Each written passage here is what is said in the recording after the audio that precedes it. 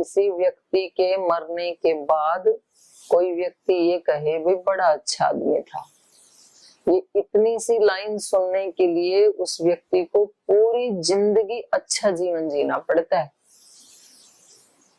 तब कहीं उसके जाने के बाद लोग ये छोटी सी लाइन बोलते हैं, बड़ा अच्छा व्यक्ति था।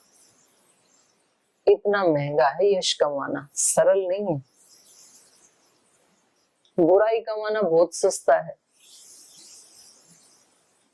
बिना कमाई भी मिल जाती है, लेकिन यश कमाना बहुत कठिन है। उसमें अपने आप को मारना पड़ता है व्यक्ति को। कितनी बार अपनी इंद्रियों के ऊपर, अपने मन के ऊपर, अपनी भावनाओं के ऊपर अंकुश लगाना पड़ता है, तब कहीं जाकर के सुयश मिलता है।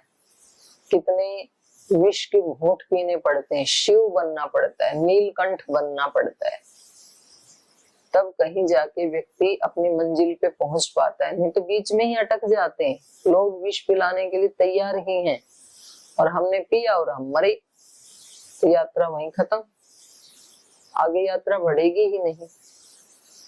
कितने प्रतिकूलताओं को साधक को सहन करके सीधे बढ़ना ही पड़ता है, तब कहीं जाकर के वो शिव बनता है। विष पी करके भी अपनी आराधना में ही लीन है शिव, फिर भी मंद मंद मुस्कुराते ही रहते हैं, फिर भी ध्यान लगाते ही रहते हैं। तो देखो, ऐसी प्रार्थना यज्ञशाला में जाकर के की जाती है। अभी यज्ञशाला में जाके साधक क्या करते हैं, ये मोबाइल इधर लगा देना, थोड़ा स्टैंड इधर लगा दो, मैं आहुति डाल रही हूँ तो फोटो ठीक से ले लेना, सेल्फी ठीक से ले लेना। इधर तो ध्यान जाता ही नहीं है कि मैं क्या बोल रहा हूँ। मंत्र भी कोई दूसरा ही बोल देता, खुद नहीं बोलता है। खुद बोलता है तो भी ऊपर ऊपर से ही बोलता है व्यक्ति, तो इसलिए लाभ भी इतना ही होता है, फिर पूरा लाभ नहीं होता है। नहीं तो यज्ञ ऐसा कर्म है जिससे 100% नहीं 200% रिटर्न मिलता है। श्रेष्ठतम कर्म है ये दुनिया का। तो इस भावना से इसको करना चाहिए। तो सबसे पहले अपने आप को सुरक्षित किया भगवान की सुरक्षा के घेरे में, भगवान के सुरक्षा कवच में, अभेद कवच में। और फिर भगवान जी से यहाँ प्रार्थना की जा रही है कि इस यज्ञ के माध्यम से मेरे अंदर क्या क्या प्रतिष्ठित होना चाहिए। सत्य, सत्यमेव जयते, सत्य की हमेशा विजय होती है। तो मेरे अंदर सत्य की शक्ति प्रतिष्ठित हो। सत्य का मतलब भी भगवान ही है, तो भगवान की उपस्थिति सदा मेरी अनुभूति में रही, क्योंकि भगवान तो प्रतिष्ठित ही है सदा, पर मेरी अनुभूति में नहीं आते हैं। तो ये मेरे अंदर आश्रय पावे, ऐसी अनुभूति हमेशा मेरे अंदर बनी रहे। सत्यम यशः, सब काम ऐसे करूं जिससे सुयश मिले, अपयश मिले, ऐसा कोई कर्म मेरे माध्यम से नहीं होना चाहिए। आज के दिन एक एक दिन का व्रत लिया जाता है, कल भगवान जीवन देगा तो कल दोबारा व्रत ले लेंगे। आज के लिए व्रत ले लिया कि आज जो भी कर्म करेंगे वो ऐसे करेंगे जिससे यश की प्राप्ति हो। सत्यम यशः। श्री ही, श्री का एक श्री का अर्थ है कांति, ग्लोइंग। और ग्लोइंग तो तभी होती है, देखो ये आजकल तो बहुत इधर उधर की चीजों से व्यक्ति डुप्लीकेट ग्लोइंग कर लेता है, लेकिन मान लो दोबारा भगवान करे कोरोना ना आए, लेकिन जब कोरोना काल आया और सब ब्यूटी पार्लर बंद हो गए तो बच्चे अपनी माँ से डरने लग गए। बोली, माँ तेरा असली चेहरा ये था क्या? ये तो हमें अभी पता लगा। तो बिल्कुल भूतनी जैसी लगती है वो ना करे तो। और उसको भी अंदर से प्रसन्नता नहीं रहती है, उसको भी पता है कि जिस दिन नहीं किया तो अंदर अंदर से डिप्रेशन में चली जाएगी। तो एक तो है बनावटी और एक है महर्षि दयानंद का ग्लो। एक है महात्मा बुद्ध का सौंदर्य, एक है भगवान महावीर का सौंदर्य, उन ऋषियों का सौंदर्य। अभी भगवान श्री राम की प्राण प्रतिष्ठा हुई तो उस मूर्ति का जो सौंदर्य था, कितने लोगों ने अपने डीपी पे वो फोटो लगा रखा है, कितना मन भावन, कितना सुहाना। हमारे परम पूज्य गुरुदेव और ऐसे सभी ऋषि मुनि तो कोई मेकअप नहीं करते हैं, लेकिन कितना सुंदर लगते हैं, वो श्री से युक्त होते हैं।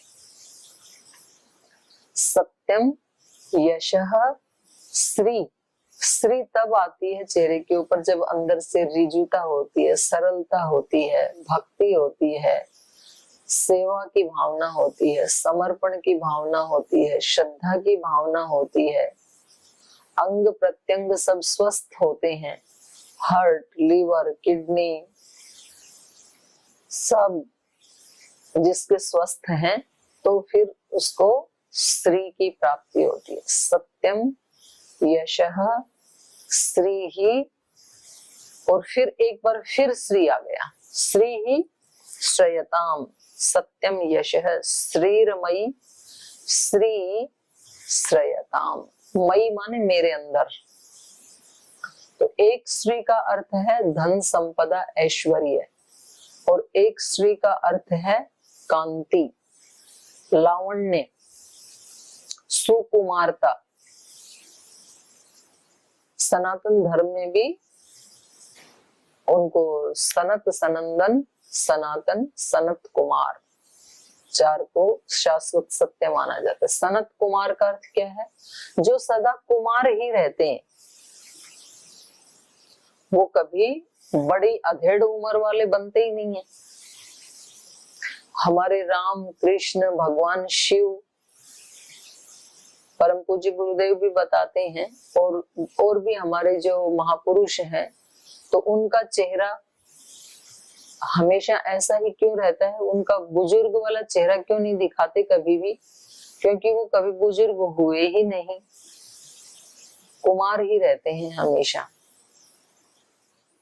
एज तो आगे बढ़ती है, लेकिन क्योंकि वो इतनी दिव्यता में जीते हैं, तो इसलिए उनके अंदर से अंग प्रत्यंग जो उनका बायोलॉजी है, वो प्रौढ़ता को प्राप्त नहीं होती है।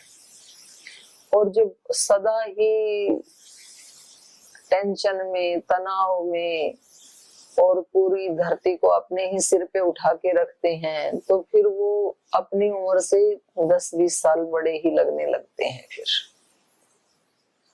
तो यहाँ पर साधक प्रार्थना कर रहा है, सत्यम यशः श्रीरमयी, श्री ही। धन ऐश्वर्य की कोई मनाही नहीं है वैदिक धर्म में, आना ही चाहिए, तभी तो सेवा कर पाएंगे। तो हमारा यश तभी बढ़ेगा जब हम अच्छे अच्छे काम करेंगे, दान देंगे, यज्ञ याग करेंगे, कहीं सेवा में लगाएंगे अपने धन को। तो धन होगा तब तो लगाएंगे, ऐश्वर्य होगा तभी तो ऐश्वर्य को हम किसी भले काम में लगाएंगे। तो ऐश्वर्य की भी उपासना की गई, ये मेरे अंदर आश्रय पावे। तो अब मेरे को इन मंत्रों की व्याख्या करने में 40 मिनट लग गई, और जब हम यज्ञ करते हैं तो इन मंत्रों को बोलने में 4 सेकंड भी नहीं लगती हैं। ओम अमृतोपस्थानमसि स्वाहा, ओम पिधानमसि स्वाहा, सत्यमेव श्रीराम श्री राम। चलो अग्नि जलाओ। भावना भी तो लाए ही नहीं, बोलने में तो उतना ही टाइम लगेगा, लेकिन बोलते हुए इतनी ज्यादा भावना आनी चाहिए व्यक्ति। मन की गति बहुत फास्ट है, वो बहुत फास्ट गति से इतनी भावना कर लेगा, लेकिन हमें पता होना चाहिए कि इन मंत्रों का अर्थ क्या है, इनकी भावना क्या है, तो फिर हम कर पाएंगे। और आप सोचो, इतनी भावना होते ही अब आपका माइंड सेट कैसा तैयार हो गया, अपलिफ्ट हो गया। तो यज्ञ करते समय ऐसी भावना करेंगे तो इतनी ही देर में हम अपलिफ्ट हो जाएंगे, और उसी के लिए ही यज्ञ कर रहे हैं हम। ये कोई रिचुअल थोड़ी है कि भाई ये तो दिखाना ही है कि मैं भी हवन करता हूँ, उसके लिए नहीं है, अपनी उन्नति के लिए है। रोजाना प्रयास पूर्वक अपनी चेतना को उठाना पड़ता है साधक को, नहीं उठाएं तो वो फिर नीचे आएगी। तो उसके लिए ये प्रयास पूर्वक तज्जपस तदर्थ भावनम, जैसा बोलते हैं वैसी ही भावना भी करनी चाहिए। फिर आगे कहा ओम वांग में आस्यस्तु, ओम नसोर में प्राणोस्तु, ओम अक्षणोर में चक्षुरस्तु, ओम कर्णयोर में श्रोत्रमस्तु, बाहोर में बलमस्तु, ऊर्वोर में ओजो अस्तु, अरिष्टानि में अंगानि, तनुस्तन्वा में सहसंतु। अब फिर एक एक अंग प्रत्यंग की दोबारा से सफाई की जा रही है। एक तो ब्रह्म यज्ञ में की थी, जो ब्रह्म यज्ञ नहीं करते सीधे देव यज्ञ ही करते हैं, तो उनके लिए यहाँ इंद्रियों की परिशुद्धि के लिए कहा जा रहा है। में आस्ये वांग अस्तु, वांग में आस्ये अस्तु। आस्य कहते हैं मुख को, और आस्ये ये सप्तमी विभक्ति है, जिसका अर्थ होता है में पे पर। जैसे वृक्षे, वृक्षे खगा संति, वृक्ष के ऊपर पक्षी हैं, ऐसे यहाँ आस्य में मेरे मुख में वांग अस्तु, वाणी विद्यमान हो, मेरे मुख में वाणी विद्यमान हो। तो बोल जी हमारे मुख में तो वाणी है ही, तो क्या प्रार्थना करनी, कोई गूंगे थोड़े ही हैं हम। वाणी तो है पर वाणी का काम तो नहीं कर रही है। हम कहते हैं जी बच्चे सुनते ही नहीं है, हमारे तो घर में कोई सुनता ही नहीं है, क्या करें। तो ये कहा जाएगा कि आपके मुख में वाणी नहीं है। बोल जी बहुत बोलते हैं, बहुत बोलने का नाम वाणी शक्ति नहीं है। जिस संगठन में कोई सुनता ही नहीं है, खूब कहते हैं, जिला प्रभारी सुनते ही नहीं है हमारी, तो नहीं सुनते हैं, तो आपके मुख में वाणी नहीं है। वाणी हो तो सुनना चाहिए। तो इसलिए टेस्टिंग इधर करो उधर मत करो, कि कोई सुनता ही नहीं है जी, क्या करें संगठन में। वाणी तो परम पूज्य गुरुदेव के मुख में है। करोड़ों लोगों को सुबह बोले उठो तो उठने लग गए, प्राणायाम करो तो प्राणायाम करने लग गए, यज्ञ करो ऐसे बोला तो यज्ञ करने लग गए। जो बोलते हैं वो करने लग जाते हैं लोग। इसको कहेंगे वांग में आस्यस्तु। घर में क्या मजाल की कोई व्यक्ति आपकी बात ना माने, आपके पति, आपके पुत्र, आपकी पुत्र वधू, आपके बच्चे, आपके भाई बहन, सब आपकी बात को गौरव दें। सब नहीं तो चलो कम से कम 99% गौरव देंगे। 1% तो चलो अपवाद होता है, हमेशा ही होता है, वो महापुरुषों के सामने भी होता है, कुछ लोग तो नहीं ही सुनते हैं।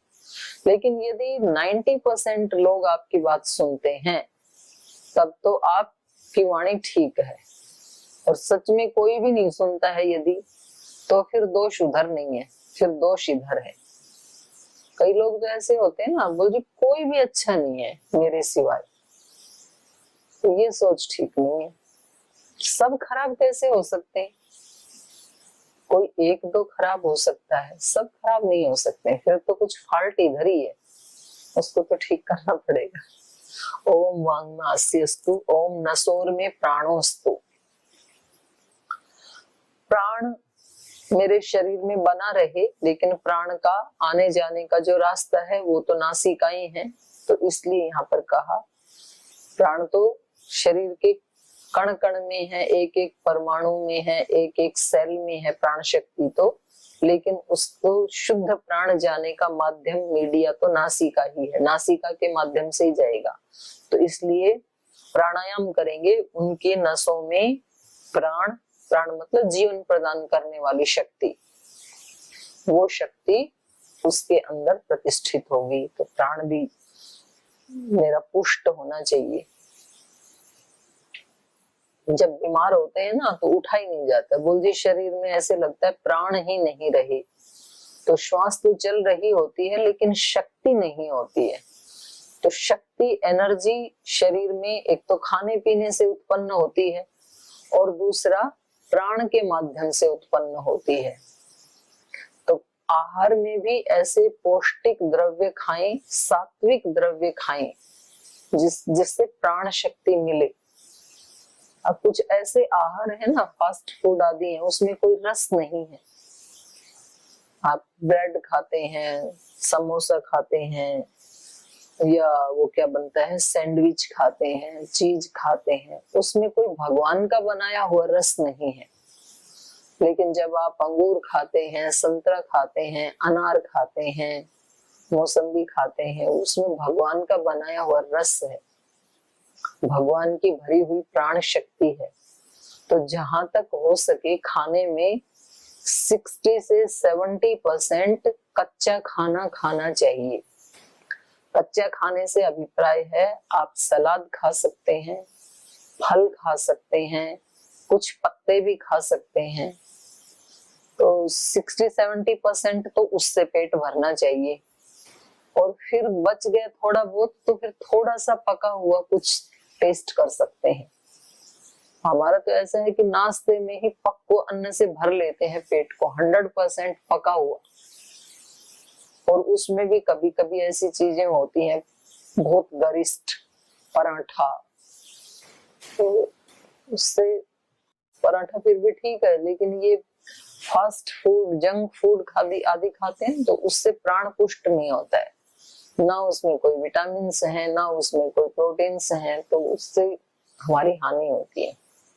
तो खैर यहाँ पर प्रार्थना की, नसोर में प्राणोस्तु, हमारी प्राण शक्ति ऐसी हो कि कोई रोग, दोष, शोक हमारे अंदर आए नहीं। पहली बात तो जिसका प्राण पुष्ट होता है तो पहली बात तो रोग आते नहीं, आ भी गए तो प्राण की शक्ति उसको मार देगी। प्राणायाम से महाराज जी ने कितने लोगों के रोग ठीक कर दिए, करोड़ों लोगों के। प्राणायाम करवाया, प्राण शक्ति पुष्ट हुई, रोग भाग गए। तो या तो प्राण इतना मजबूत हो कि रोग आए ही नहीं। देखो, रोग भी प्राण की कमजोरी से आते हैं, प्राण शक्ति कमजोर होती है तो ही रोग आते हैं।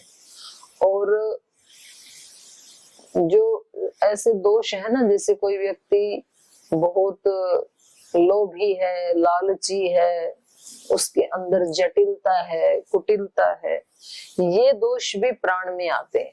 अहंकारी है, हताश निराश होता है, ये सब प्राण के दोष हैं।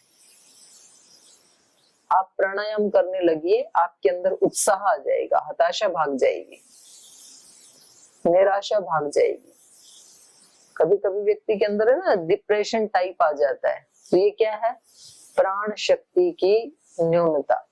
प्राण शक्ति की न्यूनता होती है तो सारे अंग प्रत्यंग अपना काम ठीक से नहीं कर पाते हैं। लीवर ठीक से काम नहीं करता है, लीवर का सबसे बड़ा रोल है और जीवन में, पर व्यक्ति को पता नहीं चलता है। सब जगह जो खाया है उसमें फिर उससे रक्त बनना, फिर उस रक्त की सप्लाई करना। हार्ट से भी ज्यादा महत्वपूर्ण अंग है लीवर, और लीवर जब ठीक नहीं होता तभी डायबिटीज होती है। पेनक्रियाज से भी ज्यादा महत्वपूर्ण अंग है। हमें लगता है पेनक्रिया खराब हो गया हमारा, पेनक्रियाज भी खराब होता है, लेकिन उससे पहले लीवर खराब होता है। और लीवर कब खराब होता है, जब उसको प्राण शक्ति नहीं मिलती है। तो उसके अंदर हम खाते तो रहते हैं, अब खाते गए वो इतना फैट बनता गया, ज्यादा कैलोरी ले ली हमने, कैलोरी बर्न हुई नहीं, क्योंकि ना व्यायाम किया ना प्राणायाम किया, बस खाट पे बैठे बैठे, बेड पे बैठे बैठे खा लिया, खा के फिर सो गई। कहीं हमें सीढ़ियां भी चढ़ सकते थे, लिफ्ट भी थी वहां पर, तो सीढ़ियां नहीं चढ़े, लिफ्ट से चढ़ गए, तो कैलोरी तो बर्न हुई नहीं, कोई ऐसा काम नहीं किया। अब वहां पर फैट बढ़ता गया, तो अब लीवर कितना अपने पास रखेगा, एक्सेस होगा तो बाहर निकालेगा ना, फिर तो वो बाहर जा करके या तो हार्ट पे जाएगा, या तो किडनी पे आएगा, या तो पेनक्रियाज पे आएगा, फिर वो अपना काम नहीं करेंगे, फिर वो रोग पैदा होंगे। तो सारे अंग प्रत्यंग कमजोर होते हैं, इसका मतलब है प्राण शक्ति कमजोर पड़ गई। तो प्राण शक्ति मेरी कमजोर ना हो, नसोर में प्राणोस्तु, मेरी नासिकाओं में प्राण शक्ति सदा शिखर पे रहे, अर्थात प्राणायाम आदि करता रहूं, आहार आदि भी ऐसा खाऊं जिससे शक्ति क्षीण ना हो। नसोर में प्राणोस्तु अक्ष्णोर में चक्षुरस्तु, आंखों में चक्षु शक्ति विद्यमान रहे। चक्षु शक्ति का मतलब क्या है? एक तो आंखें कमजोर ना हो, ये तो स्थूल अर्थ हो गया, और दूसरा चक्षु शक्ति का मतलब है कि इन आंखों से सब वस्तुओं में, सब व्यक्तियों में आपका दर्शन कर सकूं। अब मानो किसी व्यक्ति की आंखों पे चश्मा तो नहीं है, लेकिन उसको सब जगह भोग में संसार दिखाई देता है, तो फिर वो दृष्टि तो व्यक्ति को दंड दिलाने का काम करेगी। वो दृष्टि अच्छी नहीं है, वो तो काम की दृष्टि हो गई। तो काम, क्रोध, लोभ, मोह, अहंकार की दृष्टि नहीं होनी चाहिए। आंखों में कैसी दृष्टि होनी चाहिए? भक्ति की दृष्टि, करुणा की दृष्टि, प्रेम की दृष्टि, अनुग्रह की दृष्टि, श्रद्धा की दृष्टि, अच्छी दृष्टि हो। कितने भी अच्छे अच्छे शब्द और हम फील भी करते हैं, आंखों से आंसू निकलते हैं, तो आंसू कई प्रकार के होते हैं ना, वो दृष्टि के अकॉर्डिंग होते हैं आंसू। कभी कभी करुणा के कारण आंसू निकलते हैं, तो उससे हमारा चित्त दुखी नहीं होता, अच्छा होता है। आप किसी के दुख देखते हैं और आंखों से आंसू आ जाते हैं, तो ये आंसू अच्छे होते हैं, ये करुणा की दृष्टि। कभी कभी व्यक्ति क्रोध में भी आंखों से खून उतर आता है, आंसू भी आ जाते हैं, पानी भी आ जाते हैं, ये अच्छा नहीं है। कभी कभी लोभ के कारण व्यक्ति रोता है कि ये मेरे को मिलना चाहिए था, दूसरा लेकर के जा रहा है, ये पारितोषिक मुझे मिलना चाहिए था, दूसरा लेके जा रहा है। मंच पे महाराज जी के पास मुझे बुलाना चाहिए था आशीर्वाद के लिए, किसी दूसरे को मंच पे बुला लिया, तो आंखों में तुरंत आंसू आते हैं। ये आंसू अच्छे नहीं है, ये आंसू लोभ के हैं, ये आंसू मोह के हैं, ये आंसू ईर्ष्या के हैं कि चलो मेरे को नहीं बुलाया ऊपर, कोई बात नहीं, इसको भी नहीं बुलाना चाहिए था। दोनों को नहीं बुलाते तो मुझे रोना नहीं आता, पर मुझे नहीं बुलाया, उसको बुला लिया तो फिर तुरंत रोना आता है। तो दृष्टि जैसी जैसी है वैसे वैसे फिर आंखों से आंसू आते हैं। कभी प्रेम के आंसू आते हैं, जैसे भगवान की मूर्ति की प्राण प्रतिष्ठा हुई और उसके दर्शन करवाए सब लोगों को, तो बाहर बैठे हुए बहुत लोगों की आंखों में अश्रुधारा बहती रही। परम पूज्य गुरुदेव कह रहे थे कि मैं तो आधे घंटे तक मेरी अश्रुधारा बहती रही। और भी हमने पूज्य साध्वी दीदी मारितम भरा जी को देखा और कईयों को देखा, उनकी आंखों से अश्रुधारा बह रही थी। ये अश्रु कौन से हैं? ये प्रेम के अश्रु हैं, ये अश्रु अच्छे हैं, क्योंकि दृष्टि कैसी थी? प्रेम की दृष्टि थी उनके प्रति। तो यहाँ पर प्रार्थना कर रहा है साधक, याज्ञिक प्रार्थना कर रहा है, अक्षणोर में चक्षुरस्तुः, मेरी आंखों में चक्षु, चक्षु माने दर्शन शक्ति रहे मेरी आंखों में, क्योंकि अक्षण का अर्थ भी आंख होता है और कहीं कहीं दृष्टि, चक्षु का अर्थ दृष्टि होता है, लेकिन चक्षु का अर्थ आंख भी कर देते हैं। जहां दृष्टि रहती है उसको भी कभी कभी उस शक्ति के उपचार के कारण उसको भी चक्षु कह देते हैं, लेकिन यहाँ चक्षु का अर्थ है दर्शन शक्ति, दृष्टि, वो मेरी शुद्ध हो। कर्णयोर में श्रोत्रमस्तु, मेरे कानों में श्रवण शक्ति बनी रही। भद्रं कर्णे भी शृणुयाम देवा, और दूसरी जगह भी वेद में कहा कानों से हमेशा भद्र सुने। बोलिए हम क्या करें, हम तो भद्र सुनना चाहते हैं, लेकिन दूसरे झगड़ा करते हैं, गाली गलौज करते हैं, उल्टा सीधा बोलते हैं, तो क्या करें हम? कानों को बंद कैसे करें? बंद तो ना करें, पर जो अपने मतलब की बातें नहीं है उनको सुन, ध्यान से उन्हीं बातों को सुने जो हमारे लिए कल्याणकारी हैं, जो भद्र हैं, जो सुख भी देने वाली हैं, जो कल्याण भी करने वाली हैं। जैसे कि आप इस समय सुन रहे हैं, आप वेद के मंत्रों को सुन रहे हैं, जैसे आप पूज्य गुरुदेव को सुनते हैं या किसी और आप संत महात्मा को, सिद्ध को सुनते हैं, किसी को भी सुन सकते हैं, उसमें कोई प्रतिबंध नहीं है, जिससे आपको सुख मिले और कल्याण भी हो। तो कर्णयूर में श्रोत्रमस्तु। एक दिन बहन संजीवनी जी पूछ रही थी, बोल जी मैं औरों को भी सुनूं कि ना सुनूं, क्योंकि गुरुदेव का ही पर्याप्त हो जाता है, सुनने की आवश्यकता नहीं तो मत सुनो। लेकिन कभी आपने किसी महापुरुष को सुना और आपको अच्छा लगा तो कोई अपराध भी नहीं है, सुन सकते हैं, नो प्रॉब्लम। कर्णयोर में श्रोत्रमस्तु, बाहोर में बलमस्तु। भुजाएं बलवान होनी चाहिए। भुजाएं बलवान, 50 किलो 1 क्विंटल जो वेट लिफ्ट करते हैं उनकी भुजाओं को बलवान, उनकी जैसी भुजाएं बलवान हो, ऐसी प्रार्थना नहीं है यहाँ पे। भुजाएं बलवान उनकी होती हैं जो अपने हाथों से सदा सत्कर्म करते हैं। फिर देखने में वो हाथ पतले भी हो तो चलेगा, लेकिन जो बॉडी बिल्डर बनके उन हाथों से किसी का मर्डर करते हैं, उस शक्ति की बात नहीं है यहाँ पे। भुजाओं का बल वो होता है जिन भुजाओं से पुरुषार्थ करके करोड़ों लोगों के जीवन में खुशहाली लाई जा सके, जिन भुजाओं से पुरुषार्थ करके अपने पूरे परिवार को खुश रखा जा सके। इतनी मेहनत करें हाथ हमारे, उसकी प्रार्थना है यहाँ पर। बाहोर में बलमस्तु। घर में व्यक्ति को ये सोचना चाहिए कि सबका काम मैं ही कर दूं, ताकि दूसरे खाली रहे तो प्रसन्न रहेंगे। हर व्यक्ति की ये भावना होनी चाहिए। अभी तो उल्टी भावना है कि नेतागिरी तो मेरी चले लेकिन काम कोई दूसरा कर दे, मैं ना करूं कुछ भी। यही तो झगड़ा होता है सास का बहू का। सास को लगता है कि लीडरशिप तो मेरी चलनी चाहिए, मेरे निर्देशन के बिना बेटा बहू पोता पोती पति कोई इधर से उधर नहीं जाना चाहिए, लेकिन काम सब दूसरे करें, अब मैं तो बड़ी हो गई। तो ये भावना अच्छी नहीं है। अपनी भुजाओं में बल आता है दूसरों की सेवा करके, इसलिए खूब लोगों की सेवा करो ताकि हमारी भुजाओं में बल आ सके। बाहोर में बलमस्तु, ऊर्वोर में ओजो अस्तु। ऊरु कहते हैं जंघाओं को।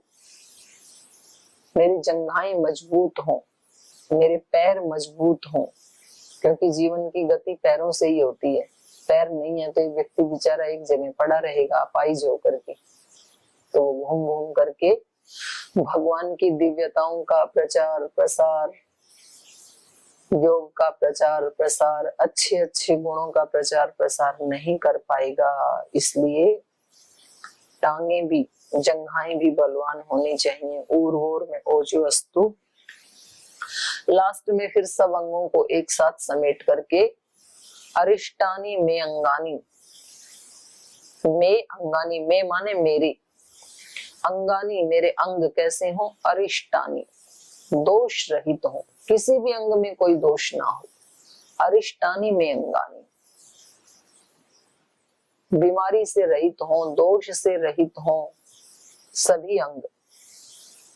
अरिष्टानी में अंगानी। और तनुहु तन्वा में सह संतु। और ऐसे अरिष्ट अंग, दोष रहित अंग, तनुहु माने शरीर और तन्वा शरीर के साथ, शरीर में शरीर के साथ ये सारे अंग प्रत्यंग रहें तो कोई कटे नहीं, नष्ट ना हो। एक तो ये बात है, और एक ये कि कमजोर होकर के ना रहे, पुष्ट होकर के, अरिष्ट होकर के, दोष रहित होकर के।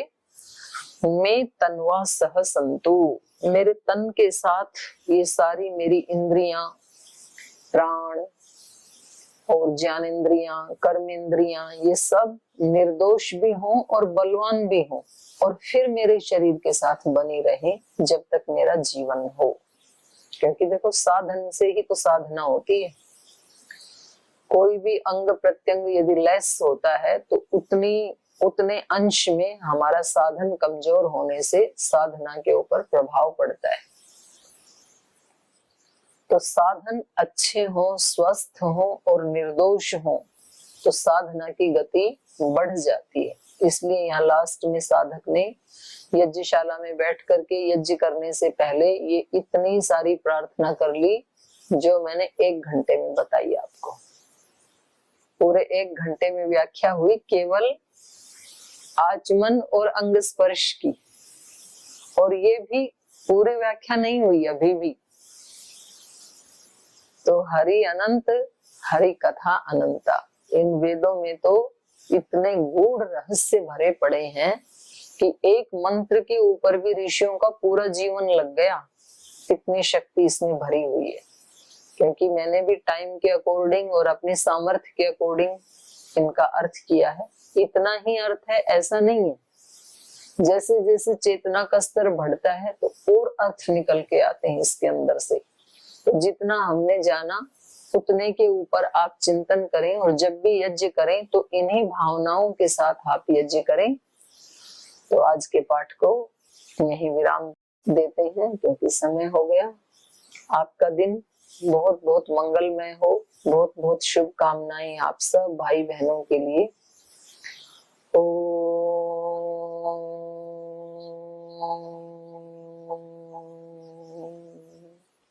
शांति शांति शांति।